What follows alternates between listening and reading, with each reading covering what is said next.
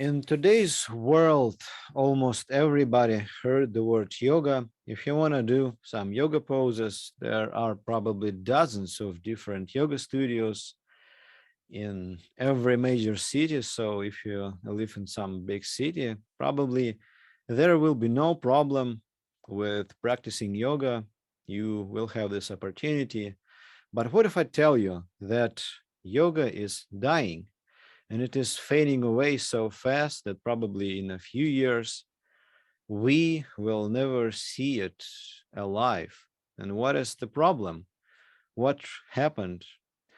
I'm talking about the classical yoga as it existed hundreds of years ago, and it has changed, to say the least, if we compare what we practice today with what yogis and yoginis practiced hundreds of years ago. And in the series of lectures, we try to show you what is the difference between the modern conception of yoga with what had been practiced a while ago. And in today's lecture, I'm going to talk about Garudasana in primary sources. My name is Alex Vijaya, and I'm an open yoga teacher. And let's join me in this wonderful research. I'm going to share my screen with you, and I'm going to show you my presentation. And in this presentation, you will see what Garudasana looked like in different primary sources. And there are different references in my presentation. And I hope you will take some notes because I think this information will be new and interesting for you. And I have never really seen any work that deals exactly with each pose. We collect different references to different poses in different primary sources. This lecture is about Garuda's pose or Garudasana. So this is what this pose looks like. If we go to some yoga studio, if we open, I don't know, some yoga journal, probably you will see this picture. Also, I want to extend my gratitude to my friend, to Anna Gotra. We help each other building this presentation, and without her, this work would have never been accomplished. So many thanks to her. This is what it looks like, this pose, twisted legs, entwined arms, so the usual pose. And first of all, let's consider the question, does the word Garuda really mean eagle pose? In some popular pamphlets, in some popular journals, you will find the translation of this pose as eagle pose, but it's not quite correct. The word Garuda, it's a name. It's not equal to the word eagle. Eagle in Sanskrit is Shyana and a few other words. Here's an excerpt from Manier Williams' Sanskrit dictionary. So the word Garuda means devourer, because Garuda was perhaps originally identified with the all-consuming fire of the sun's rays. So this is the opinion of Manier Williams. Also, it's a name of a mythical bird. And actually, this is a Vahana or a carrier of Vishnu. This what basically, or this is who basically Garuda is.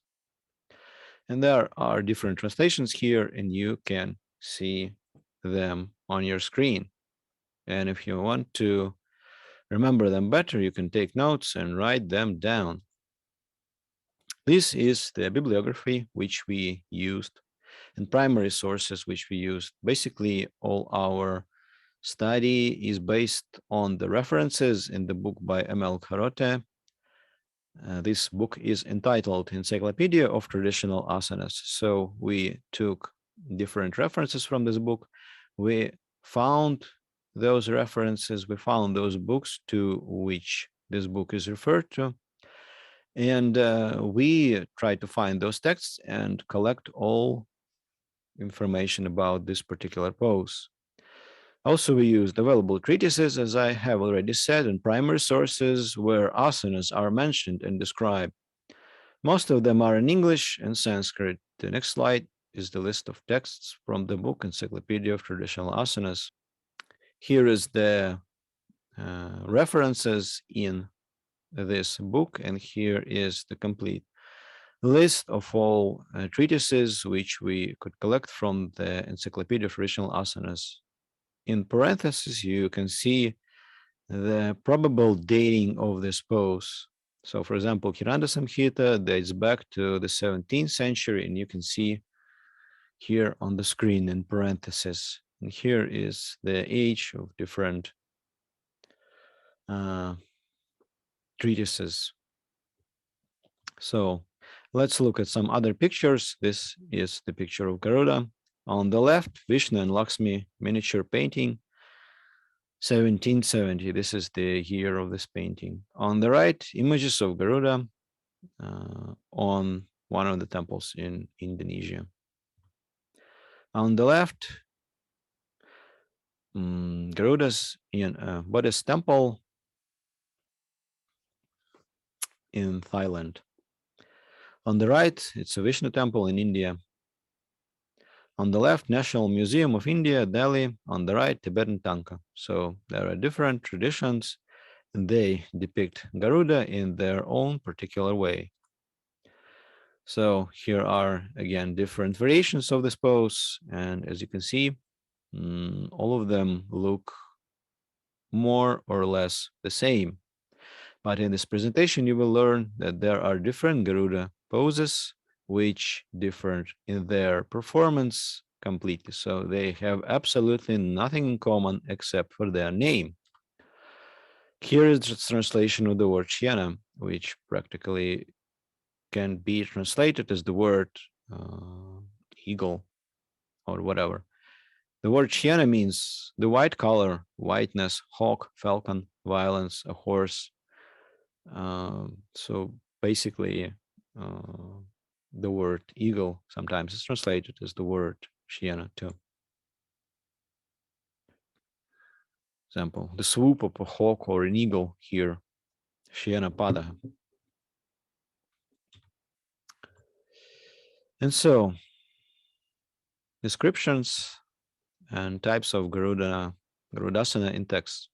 According to the materials of Karate, this type of this pose can be found in the following texts.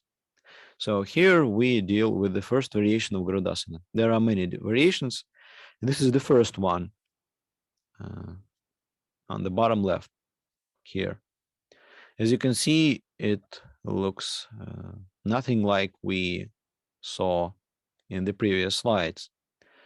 Kiranda Samhita 2.37, Prihat Yoga Sopana 3.44, and Hatha Yoga Samhita 44. We can find this variation of this pose. So what about Hatha Yoga Samhita? We could not find this text. So we rely on the opinion of Karote in his book Encyclopedia of Traditional Asanas. So let's talk about the texts in which we could find this variation of Garudasana. On Kiranda Samhita from James Mallinson translations of this text of Kiranda Samhita. There are no records of the place and date of composition of the text, but there are indications that it is a relatively late work on Hatha Yoga from northeast India. The majority of its manuscripts are found in the north and east of India. And of those which are dated, the oldest was copied in Bengal in 1802, current era. As far as I'm aware, that is James Mallinson, it was never cited by medieval commentators in their works on Hatha Yoga. The 7 chapters correspond to the 7 means of perfecting the person. The second chapter describes 22 asanas by which strength, the second means, is attained. So another book, Brihat Yoga Supana by Ram Naresh Mishra Shastri. On the left, here is the front page. On the right, also, you can see the title of this book in Sanskrit, Brihat Yoga Sopana, or in Hindi probably. It's written the same. So what do these texts tell us? On the left, from the Dhyana Samhita, firmly fixing the legs and the thighs on the ground, keeping the body steady with the help of the two knees, place hands on the knees. This is called Garudasana. And from Brihat Yoga Sopana, it is almost identical. So the Sanskrit is almost identical, with an exception of a few words. It's important that there is no reference as to what the position of legs should be. Nowadays, this position more or less resembles Virasana. So what we have read in Dhyana Samhita, it looks more like Virasana as we know it today, but not Garudasana. But it is entitled in the text as Garudasana. You see, Garudasanam Uchyate is called Garudasana in Sanskrit. The description from Brihat Yoga Sopana is almost identical to that of Dhyana Samhita, except for the word pair of hands, yugma, that is pair. In Brihat Yoga Sopana and Dvandva is Dhyana Samhita. So Dvandva basically means the same, pair, double, whatever, two. The next text which we could lay our hands on is Sri Tattvanitya, probably 19th century, so rather modern text, not that very old. The translation of the title of this text looks like this: The Illustrious Treasure of Realities. It's a treatise written in the 19th century in Karnataka on the iconography and iconometry of divine figures in South India. One of his sections includes instructions for and illustrations of 122 Hatha Yoga postures. The Sri Tattvanitya is attributed to the then Maharaja of Mysore, Krishna Raja Vadiyar III. He was born in 1794 and he died in 1868. The Maharaja was a great patron of art and learning and was himself a scholar and writer. An original copy of this colossal work is available in the Oriental Research Institute at the University of Mysore. Another copy is in the possession of the royal family of Mysore. An unedited version with text in Devanagari script was published around 1900 by Hemaraj Krishnadas of Sri Venkateshwar Steam Press, Bombay. Now it's Mumbai. In recent times, the Oriental Research Institute has published 3 volumes of this text of Sri Tattvanitya. They're called Shakti Nidhi, Vishnu Nidhi, and Shiva Nidhi. Another important work on the subject is by the scholar of Sanskrit and Hatha Yoga, Norman Sjöman. His 1996 book, The Yoga Tradition of the Mysore Place, presents the first English translation of the Kautuka Nidhi in the Sri Tattvanitya, which provides instructions for and illustrations of 122 postures performed by a yogini in a top knot and loincloth. So we took this information from Wikipedia, from the article on Sri Tattvanitya.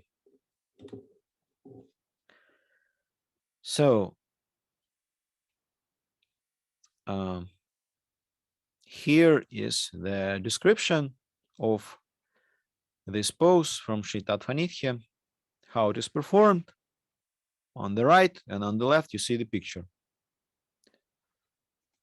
You see the picture on the left. So Sri Tattvanitya is written in Kannada, in the Kannada language, and the following is the description of Garudasana from this treatise. Stand upright on the ground, take hold of the left foot and place its outer side at the root of the right thigh. Bend the right leg a little in the knee and bring the left knee close to the right ankle. fold the hands on the chest. So we took this translation from Encyclopedia of Traditional Asanas. So here is the second variation of this pose. The same variation is described Kapala Kurantaka Hathabhyasa Padhati 93. This is the numbering of verses. Sri Tattvanitya 39, as I have already said and showed you. Rudrayamalam Uttara Tantram 23rd chapter from verses 98 to 100. And Yoga Asana Mala Sachitra 90, we could not verify this because we could not find the text. So we could not find the text Yoga Asana Mala Sachitra.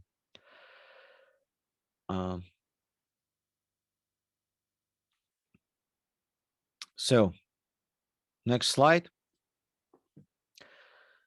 Another text is Hatha Abhyasa Padhati by Kapala Kurantaka. What do we know about this text? It's a text presumably from the 18th century. It's translated as Manual on the Practice of Hatha Yoga. It contains descriptions of 112 asanas, the majority of which are not found in other yoga texts. Although the terminus quo of the Hatha Abhyasa Padhati remains unknown, the text is unlikely to predate the 18th century because, as far as we are aware, it has not been cited in any compendium or work on yoga composed before that time. The Hatha Abhyasa Padhati may have been composed in Maharashtra, or at the very least, it was composed by someone who knew the local language of that area. We took this information from the Journal of Yoga Studies 2019, Volume 2, published on the 29th of December 2019. The manuscript gives instructions for 10 different rope poses. You see, there is an interesting moment. There is a use of ropes in this treatise. It is one of the few surviving texts which contains rope poses. The Sri Tattvanitya is another. Birch notes that Krishnamacharya also used rope poses in the 20th century, attributing them to a lost document, the Yoga Kurunta. Birch asks whether the name of that document was based on the name of the author of the Hatha Abhyasa Padhati, Kapala Kurantaka. This is the name of this author of Hatha Abhyasa Padhati, Kapala Kurantaka. This is its treatise's author. And probably Yoga Karunta is somehow related to the author of this text, but this remains unknown. So here is the image of this treatise from the work by Jason Birch and Mark Singleton in the Journal of Yoga Studies. So you see the manuscript. It's a Mysore manuscript. There are two manuscripts. One of them is from Pune and the other is from Mysore. So here is the Pune manuscript. This is how it looks like. You see, it's completely different. And here is how the pose, which we call Garudasana, is described in the 93rd verse. Having placed the ankle along with the little toe of one foot at the base of the other thigh, and having placed the knee of the lotus leg on the heel of the other foot, the yogi should remain thus and join his hands together. This is Garuda's pose. Another text which we deal with is Rudrayama. We could not verify the dating of this text, where exactly it was written or when exactly it was written, but we have some assumptions that I am willing to share with you. Among the Bhairava Tantras, there are a group of 8 Tantras known as the Yamula Tantras, which relates to Trayata in a very foundational level. Trayata means Trika tradition. The word Yamala means union, so Yamula Tantra literally means the Tantra of union between Rudra and his Shakti. Otherwise understood as the union between the consciousness and the energy. The Vijnana Bhairava Tantra, or for short VBT, forms a part of the Yamula Tantra. The Yamala is used as a source by many other agamas, but the original appears to be lost. Strictly speaking, a Yamala is a different class of text and supposed to predate the Tantras. However, manuscripts of the Yamala seem to be lost, except as quotations in later works. The VBT is the epitome of Rudrayama Tantra. So we found this information in the proceedings of the 17th World Sanskrit Conference in Vancouver, Canada, which took place in July of 2018. So you can find this information there. But we have another information which tells us a little bit different information. For example, on this Russian website, we could find that it is written that this text consists of 66 chapters. So apparently it's not lost if we have this many chapters. It's published by Vacha Sampati Press in Kolkata. It dates, it is dated as a 12th or 13th century text, and it is part of VBT, Vijnana Bhairava Tantra. We were able to obtain this text in print, so it looks like it's not lost at all. There are even different editions of this text. So here is an excerpt from this text from Rudrayama. I could find it online. On the left, it is even published as a book. So if you go to this link, you will find translation, you will find manuscripts of Rudrayama. Publication date is probably the 19th century. So the manuscript itself can have one dating, and the text means the content of what is written there can be written in a completely different age. So the publication is this age, this century, and the text may be 12th century, 13th century, and so on. So Rudrayamalam Tara Tantra 23 colon 98 to 100 enjoins to place the hands behind the back, joined in Sukhara Mudra. We will learn later what Sukhara Mudra means. Literal translation from Sanskrit, one possible translation. So although I know Sanskrit, but for me it's kind of difficult to translate those kind of texts because they're not clear. It's not enough to know Sanskrit to translate Sanskrit. You need to belong to some parampara. You need to belong to some disciplic succession which explains this text. So some disciplic successions don't explain different texts or some texts. But at this moment, I don't have the meaning from some disciplic succession for this text. So I can translate as far as I can do it. Or Mahabali, I will give instructions, the posture which is useful for practice of dhyana on the ground anchored body position. Dhyana can be loosely translated as meditation. The health benefit of this practice is freedom from all internal doshas. Basically, it means what kind of diseases. So this is a posture done sitting on the ground. The practitioner has to raise one foot at the chest level and the other foot like a stick straight, whatever it means. Positioned between the joints of Jankha, that is thigh joint, Sankhidesha, or Jankapada, whatever it means. The mind of the practitioner must be set on dhyana for the goal of jnana. The hands need to have the technique of Samhara Mudra on the back of the body. The posture needs to be performed after worshipping Yoganatha with a devotional feeling. I'm a devotee of Ishvara.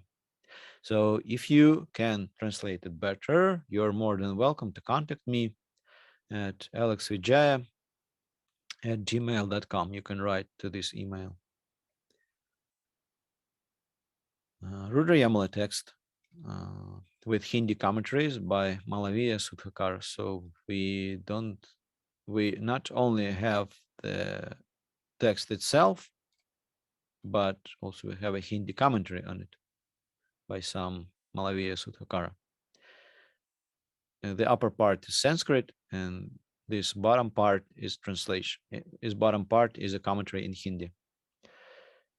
That's what the Hindi commentary says. If one leg is kept on the femur and the other leg is standing as a stick, then Garudasana would have been done. If one foot is kept in the place of the thigh and the other foot is kept standing like a stick, then he becomes systematic but enlightened. After doing this asana, worship of Yoganath and Sarveshwar should be done by a practitioner with Samhara Mudra. Again, if you can translate it better than me, then you are more than welcome to contact me. On the right, you can see what Samhara Mudra is. So this is a particular position of hands. So at the time, we could not find the text Yoga Asana Mala Sachitra. According to the information from Encyclopedia of Traditional Asanas by M.L. Karote, a manuscript Yoga Asana Mala Sachitra number 5450 can be found in Rajasthan Oriental Research Institute in Jaipur. So you can find it there if you like. It was written by Jaitaram, copied by Swami Shobharama of Katipur on Shuddha 5th on Wednesday in Samvat 1846. It contains 108 asanas, all illustrated and described. Some of the 12 asanas are repeated. Many of the asanas are described by Yoga Pradipika by Jaitarama. Yoga Pradipika, we will deal with this text a little bit later, and you will see what this text tells us. Another variant of Garudasana is described in Yoga Pradipika, as I have already said, 290 up to 293. In Yoga, Asana Mala Sachitra, 72. Asana Yoga Grantha 66, Yoga Pradipika, London manuscript, number 24,099, 63. Here, what it says: sit on the ground, bend the left leg and place its ankle under the anus, then place the right foot close to the side of the left knee and calf, keeping its knee raised. Place the hands on respective knees and direct the gaze at the tip of the nose. We could not find the text Asana Yoga Grantha at this moment and verify this information, so we completely rely on the information contained in Encyclopedia of Traditional Asanas, which we base our presentation upon. A manuscript of Asana Yoga Grantha is deposited in the Maharaja Man Singh II Museum in Jaipur. In this manuscript, 84 asanas are described, but from number 1 to 37 asanas are missing. The text is written in Samvat 1801 in Vaishakha Shuddha on the 14th day, and copied by Raghunath Dasa in Samvat 1801, that is in Christian era 1758. So probably the difference between Samvat and Christian era about 57 years. So you can subtract from any Samvat year 57 years and you will have Christian era. on Vaishakha Navami. It's a lunar day, the 9th day in the month of Vaishakha. Yoga Asana Mala Sachitra, manuscript number 5450 from Rajasthan Oriental Research Institute in Jaipur, written by Jaitaram, copied by Swami Shubharama on Katipur on Shuddha the 5th on Wednesday in this year, 1789 Christian era. It contains 108 asanas, all illustrated and described. Some of the 12 asanas are repeated. Many of the asanas are described in Yoga Pradipika by Chaitarama. So we have already learned it in some previous slide. Here is what is known about Yoga Pradipika. It is sometimes pronounced Yoga Pradipyaka. It's a text of the 18th century. It is translated as a small light on yoga. It's a Hatha Yoga text by Ramanandi Jayatarama, written in 1737 in a mixture of Hindi, Braj Bhasha, Khariboli, and forms close to Sanskrit. It presents 6 cleansing methods, 84 asanas, 24 mudras, and 8 kumbhakas.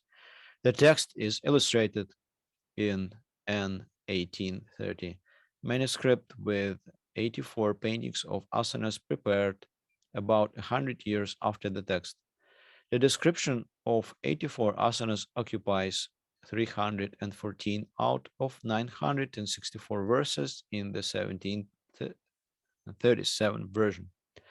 Most of the asanas are said to bring therapeutic benefits. All of them ask the practitioner to direct the gaze, that is, drishti, at the point between the eyebrows or at the end of the nose. So I took this information from Wikipedia.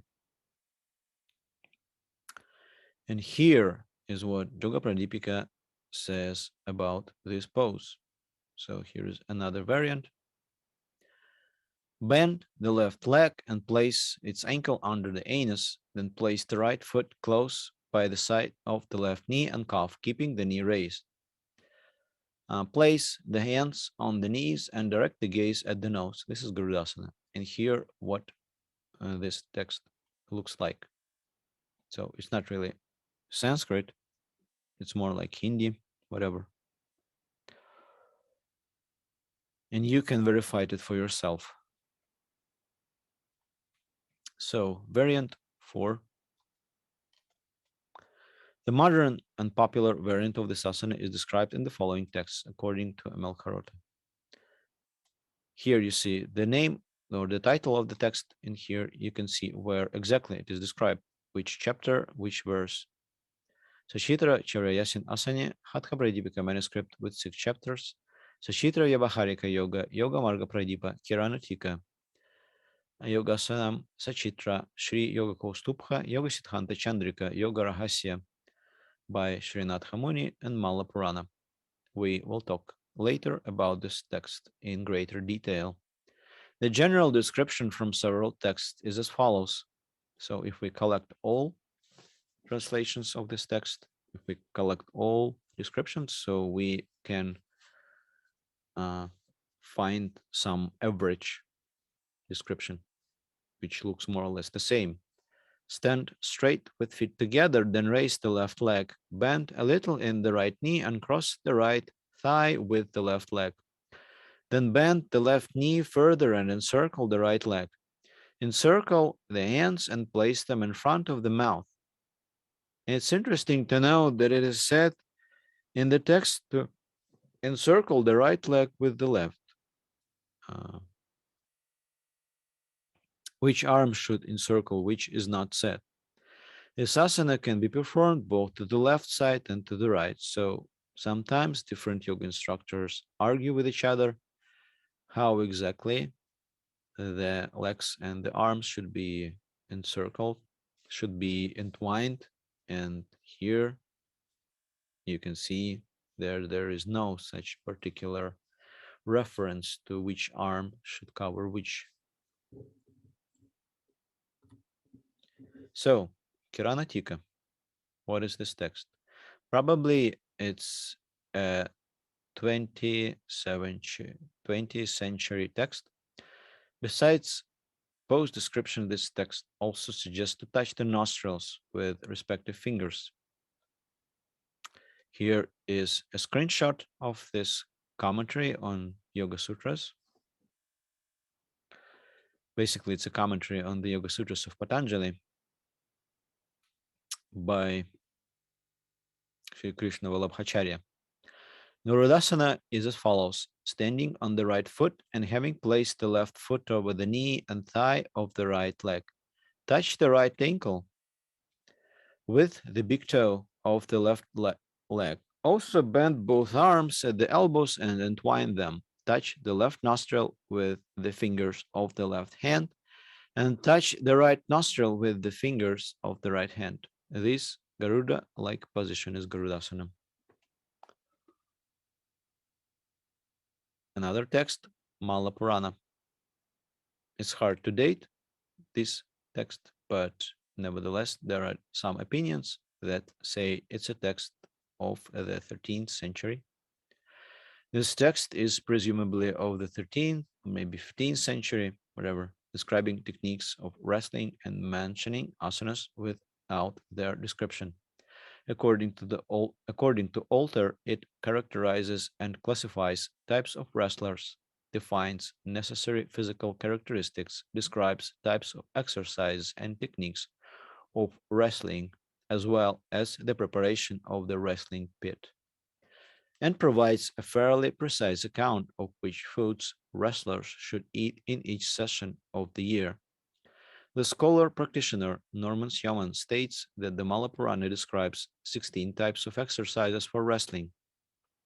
He notes, it is Norman Syaman, he notes that the Malapurana names 18 asanas, including Simhasana, Kurmasana, Kukurasana, Garudasana, and Shoshasana.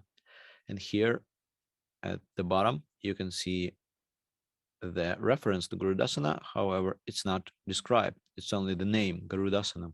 You see here the last word, Gaja, that it means Gajasana, I guess. Padmasanam, the second word, Kuryat, should do.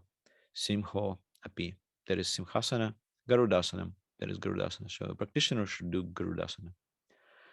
Phanasanam, Mriga, that is Mrigasanam, I guess. Kuryat. Kuryat means should do. Vrisha, Vrishasana, and Kukurasanam. So just names of different poses without any description. Another interesting text, which has its own unique history, is Natha Muni's Yoga Rahasya. This text is written, we cannot say for sure when, but there are different legends that say it is written in the 9th century by Natha Muni, who heard it as an ancient rishi, did sometimes heard the Vedic knowledge, and it was forgotten, and it was later put to writing by Krishnamacharya in the 20th century. So you see, almost 11 centuries apart. Natha Muni, a 9th century yogi and Vaishnavite saint, there is much mystery that surrounds this text. It's believed that Sri Natha Muni received these yoga instructions in a state of meditative trance from Sri Namalvar, who lived many centuries earlier. Further, it is believed that the Yoga Rahasya once again vanished through mysterious circumstances and was thought to be lost forever. Strangely, it was once again revived by the legendary yogi Tirumalai Krishnamacharya in the early part of the 20th century in a manner similar to how Srinath Muni received them in the first place. You see on the left, you see the front page of this book translated by T.K.V. Deshikachar. So here is an excerpt where exactly this pose is mentioned. On the left, you see Garudasana from this book, chapter 2, shloka 16. Uttana Kurmasana, Simhasana, the third word, Garudasana, or maybe the fourth word, the third pose, Garudasana. Again, you see without any description, just Garudasana, the name. Vatayanasana, Gumukhasana, Bharadvajasana, and Trivikramasana. Trivikramasana. Another interesting text, and this description is my favorite, and you will see why. Yoga Siddhanta Chandrika by Narayana Tirtha. So different sources tell different date of this text. I heard that this text was dated back to the 14th century, and in another source I found the reference to this text is made as a text of the 17th century. So take your pick and decide for yourself which one is closer to reality. It's a commentary on Yoga Sutras of Patanjali. The Yoga Sutra of Patanjali, a biography by David Gordon White, says it's a 17th century text, 17th century text, whereas Andrew Safronov says it was written in 1350. Here is a link to Safronov's article where he posits it's written in 1350. So quite a big divide. Karot in Encyclopedia of Traditional Asanas Encyclopedia of Traditional Asanas says that the popular version is described in the text Yoga Siddhanta Chandrika, but we could not find only this description. Description is not enough to know how to do this pose. Just hold your breath. Garudasana is Garuda's position. Just take it or leave it. Do as you like. However you see Garuda's position, this is Garudasana, whatever. And on the right, you can see the front page of Yoga Siddhanta Chandrika. This text is published, but I did not see its translation into English or any other language. So it's only in Sanskrit at this moment. But if you can find this in English, please send it to me. So here is a reference to some other texts, but we could not procure all of them, and you can see the list of those texts. We cannot procure the following texts in which, according to Encyclopedia of Traditional Asanas, wherein 4 is described. Sachitra Charayasin Asane, Hatha Pradipika manuscript with 6 chapters, also known as Siddhanta Muktavali. Sachitra Vyavaharika Yoga, Yoga Marga Pradipa. And here is a short description of what this text really are about. So Sachitra Charayasin Asane, it's in Marathi. Marathi is a language. Kahanaji Haram Singh, I guess it's an editor. Karnataka Printing Press, Mumbai, 1899, describes in detail 97 asanas fully illustrated. Sachitra Vyavaharika Yoga by Mahajan, Panduranga Gopal Bal, Loksevak Press, Govardhan House, Girgaon, Bombay, 1923. Another text, and we could not find this too. Hatha Pradipika consists of 6 chapters. So probably you know there was Hatha Pradipika, which consists of 4 chapters, but this one consists of 6 chapters. Also, there is a text which consists of 10 chapters. So there are different Hatha Pradipikas, also known as Siddhanta Muktavali or Muktavali. Manuscript number 6756. You can find it in Rajasthan Prachavidya Pratishthan, Jaipur. Yogasanam Sachitra, manuscript number 63548 slash 1.15294, deposited in the Rajasthan Prachavidya Pratishthan, Bikaner. It contains 108 illustrations of asanas, but only 17 asanas are described in Hindi. Yogasanam Sachitra Garudasana is not described in the version that is available in public domain in the journal Yoga Mimamsa. So if you want to find description of Garudasana in Yoga Asanam, in this text, you can refer to the journal Yoga Mimamsa and you can find Garudasanas there, but I guess it's paid. It's not available for free. Another interesting text, which is entitled Matsyendra Samhita by Matsyendra Natha.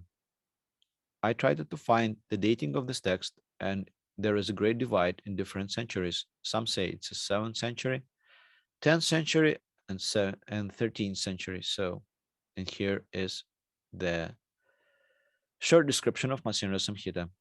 Devabrata Sunsharma, professor of Sanskrit at Kurukshetra University and a leading authority on the Trika philosophical system, says that this tantric text, dealing with yogic practices of the Kaula school, one of the Trika schools, remained in the institute unknown and unnoticed, as its name does not appear in any published catalogue of Sanskrit manuscripts or in any work on the history of Sanskrit literature. Sylvain Levy places Matsyendra in the 17th century, so this text belongs to him, so I guess this text was written in the 7th century. Professor Bakshi places the author of this text in the 10th century, and S.K. Chatterjee in the 13th century. So there's a big difference in ages. And here is what Matsyendra Samhita says about this pose. Chapter 3, verses 28 to 30. In this variant, one should cross one's feet and then put the knees on the ground. Elbows are placed on the knees and hands are folded in salutation. Chin is pressed against the throat. Eyes are fixed at the tip of the nose. On the left, you can see what it looks like. On the right, you can see the reference. If you know Sanskrit better than me, then you can translate it yourself. Another variant is described in Encyclopedia of Traditional Asanas with reference to the following texts: Sachitra Charyasan Asane 45, Yoga Kaustubha 34, Yoga Marga Pradipa 47. We could find Sri Yoga Kaustubha. We partly could find Yoga Marga Pradipa, only the chapter which does not contain the description of Garudasana. And we could not find Sachitra Charyasan Asane. If you know where this text can be found, please send it to me at alexvijaya@gmail.com. In this variant of the asana, one stands on feet and stoops down. Hands are placed behind the head by bending at the elbows. Sachitra Charyasan Asana 45 and Yoga Marga Pradip 47 describe both variants 4 and 6 according to the Encyclopedia of Traditional Asanas, but we do not have this text on hand, so we cannot attest to either. So probably there is a mistake in Encyclopedia of Traditional Asanas, so it looks like the same Sanskrit text described completely different poses. Probably there is a mistake in this publication, but we cannot say for sure what has really happened. Sri Yoga Kaustubha by Sharma Nathuram. Probably it's a 20th century book. On the left, you can see its front page or its title page, published by Sadhe Bala Krishna Vishnu, 326 Shanivar Pet in Pune in 1914. We could not find. We could find only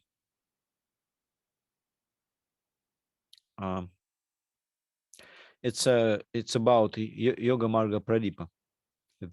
This passage. So Sri Yoga Kaustubha is written in the Gujarati language by Sharma, Sri Nathurama, 6th edition in 1942. It describes 108 asanas. The title of this page is on the left, the title page, and Sri Yoga Kaustubha by Sharma Nathuraman is from the 20th century, as well as Yoga Marga Pradipa by Bhima Avadhuta. It's also a very modern text. It is published in 1914. Published by Sadhe Balakrishna Vishnu 3 to 6 Shanivar Pit Pune. We could find only a part of this book, but Garudasana is not described in this part. Front page of this book is on the right. You see on the right the title page.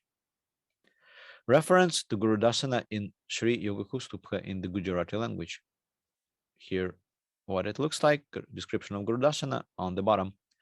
And here is the translation. So I don't know Gujarati language, so I needed some help, and I still need some help now. If you know Gujarati, you can translate it better and help me to join my team of translators. Also, if you know Sanskrit, it would be also a very big asset. While standing, turning body waist toward east or front, because in Sanskrit is or in Gujarati and Sanskrit they're both mean the same, front or east. While standing, turning body waist toward east or front and turning to arms from elbow toward west or back is called Garudasana. It's called Garudasana, another translation. It's a Google translation, actually. The first one is human, the second one is Google translation. It is called Garudasana to bend the body with both hands facing east, that is, or front, from the elbow to the west or back while standing. So another translation, take your pick which one you like better, and you can apply it. Another text which we could come across, it's called Manasollasa by King Sumashvara. It is written probably in the 12th century. It's a general treatise on royal fine arts and leisure and contains a detailed description of the art of wrestling. Rai, 1984, has referred to this text as the wrestler's Gita, since it is both a practical and philosophical account of wrestling as a science, an art, and a way of life. However, aside from Rai, Atreya, and a few other academic wrestlers, not many contemporary wrestlers know of this text. Although more detailed than other texts, Manasollasa only gives the names of moves and exercises but does not provide descriptions. Garudasana is considered a Vaishnava variant of asana in Manasollasa 9.25. You see, I have this text on my hands, but I could not really figure out the numbering of different chapters and verses. So it's really hard for me which volume, which verse, whatever. I could not really figure it out. So you gotta give it the benefit of the doubt, so to speak. Kakasana. So Kakasana in some treatises described as looking like Garudasana, but it is named differently. You see, it looks like Garudasana, but it is named Kakasana. Kakan is crow in Sanskrit.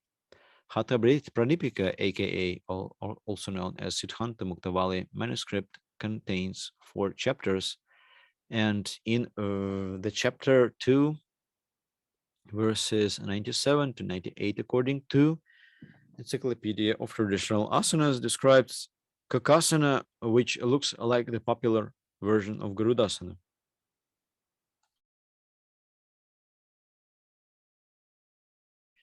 In a standing position, encircle the left leg with the right and place the right foot over the left and sit like a cock. Place the 2 hands on the knees and direct the gaze at the nose. We cannot find it in public domain. The manuscript number 6756 is deposited in Jaipur, Rajasthan, Prachavidya Pratishthan. So you can take a look yourself. So another interesting place where we could find different Garudasanas in the Central Museum of Jaipur, but it's not really texts, it's little figurines. This museum is also called the Albert Hall Museum of Jaipur. And what does this museum contain? The Albert Hall Museum of Jaipur, whose main vision is to collect, protect, and preserve the industrial arts and handicrafts of India, has a gallery dedicated to such pottery works. Its impressive collection contains a selection of sadhus, performing a variety of seated, inverted, and dynamic asanas. Below are a few of these miniature clay figurines that can be dated to the late 19th century. Dr. M.L. Karote of the Lonavala Yoga Institute, India, documented the complete collection, which includes 100 asana miniatures in his book, Encyclopedia of Traditional Asanas, 2006, which we base our presentation upon, by the way. So Karote notes that the Jaipur Central Museum, also known as the Albert Hall Museum, commenced its collection in August 1881, and that its catalogue, which was first published by the Imperial Medical Hall Press in 1896, includes descriptions of these figurines by Pandit Lakshmi Nath Shastri, Principal Sanskrit College, Jaipur.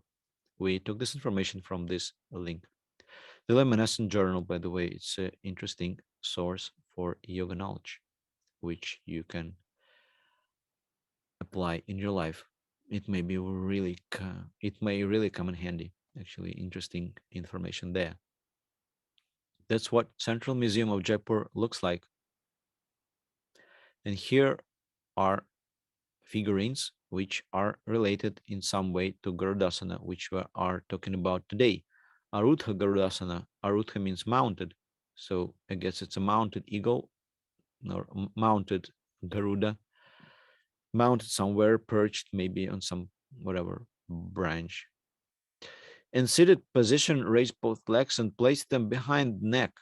Place one hand on the knee and the other hand on the chest. Jaipur Central Museum, 7189. So it's just description of the figurine. It's not really a description from the text. And on the right, you can see Artha Garuda Bheda. So Artha means half, Garuda means Garuda, Bheda means difference, division, part, whatever. So it's really hard to translate what it means, but maybe you can give it a try. In a seated position, place both heels into respective armpits. Hold your knees with the hands. Jaipur Central Museum, 7192. So let's talk about uh, more or less modern description. Garudasana in the 20th century. Swami Shivananda, here are the dates of his life. That's when he was born, and that's when he died. In the Yoga Asanas, his text editions, here are different editions, different texts. They range from 1931 up to 2004. And here what Shivananda says about Garudasana. Eagle pose. When this asana is demonstrated, it resembles the appearance of Garuda the eagle. Hence, it is called Garudasana. First, stand up quite straight. Place the right leg straight on the ground. Raise up your left leg and take it round the right leg. The left thigh should cross the right thigh, just as the creeper encircles or winds around a tree. So also the left leg should wind around the right leg. Keep hands or arms also likewise, one arm winding round the other. The palms of the hands should touch each other. Make the fingers like the beak of an eagle. Keep the hands just in front of the face. Change the legs and hands alternately. When you stand, as instructed above, steadily bend and try to touch the ground with the toe of the leg that encircles. Then alone you can get the maximum benefits of this asana. You can take the help of somebody when you bend down. Both the legs have to bend. You can do basti, cleansing the bowels with water in this asana. So as you can see, the closer we come to the present age, the bigger and more winded discussion, more winded description it becomes. So the closer we get to the present age, the more words you can find in the description. So descriptions become bigger, more wordy, and here is the difference. In the past, there were more terse and laconic, and at the present times there are wordy and they have a lot of strange, sometimes really descriptions. It's not really clear what they are based upon. So, Tirumalai Krishnamacharya, sometimes people call him the father of modern Hatha Yoga because three of his most prominent disciples took Hatha Yoga to the West, and basically, we all know about yoga basically due to his three disciples. And basically, he taught them all. There is only a reference to Garudasana in Yoga Rahasya, but there is no description. So Krishnamacharya wrote Yoga Rahasya. Maybe there is a description of Garudasana in some other works by Krishnamacharya, but I could not find any references to Garudasana in Krishnamacharya's works. If you know of such reference, please refer it to me at alexvijaya@gmail.com and I will take a look at them. So, argument about arms and Garudasana. Modern yoga instructors view differently the question of the position of the arms. Entwine your arms as you can, one opinion. Observe symmetry, the left arm entwines the right, the same with the legs. So, another opinion. Vice versa. One type of instructors are foaming at the mouth to prove their point to the other party. As you can see, it's not that important which arms entwines which arm entwines which. So you can examine what I have already said. You can see what different acharyas say, what different uh, teachers describe it like. You can see also what the text say, and you can examine for yourself that sometimes there is a difference between what the teachers say. Sometimes the description is too wordy, and sometimes even these words are unnecessary, and the text say some different things. So here, which in here is different pictures of Garudasana from different texts, which we collected in one slide. So in conclusion, this pose eventually won. So this position, you see, there is no really proper right for this pose to win. So they all have one uh, priority over each other. So they all are equal, but somehow or other, this particular pose won. When you entwine your arms, you stand and you entwine your legs. In the same way with many different concepts in yoga. For example, why do we have six chakras? It's just a historical moment. Different texts describe another system of chakras, and there are different systems which describe not only six chakras but additional chakras on, or we have less chakras. And so it's only a historical reason why we have six chakras, the most popular version. In the same way, Garudasana is the same. We have Garudasana like this only due to historical reasons. So it's uh, it's just food for thought. So just it is to encourage you to think, not just practice, but think what you do. Why do you do all these things? Why do you do this pose exactly like this? So if you want to learn more about our project, you can contact me at alexvijaya@gmail.com. You can watch my videos on my YouTube channel at Alex Vijaya. This is the title of my YouTube channel. Also, you can watch lectures on yoga in Russian by Anna Gotra. Anna Gotra is her YouTube channel.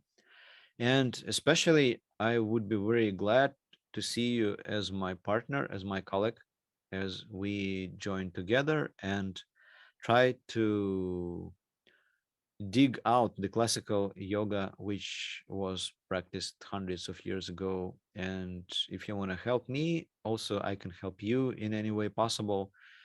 What I know, what I have discovered, I can also provide this information to you.